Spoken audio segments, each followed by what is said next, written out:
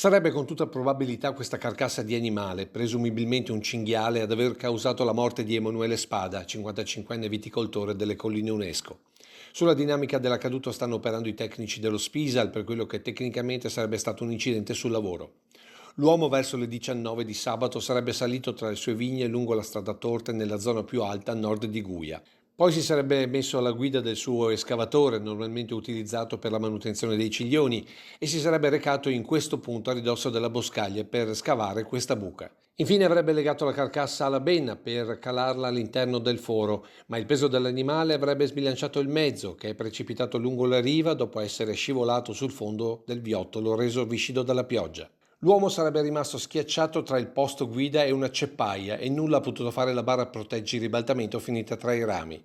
Così Emanuele Spada è rimasto per tutta la notte di sabato e gran parte della giornata di domenica, fino a quando la sorella Maricla, non vedendolo rientrare nella casa di famiglia ai confini di Guia e non riuscendo a contattarlo al telefono, verso le 18 si è recata fin quassù scoprendo la tragedia.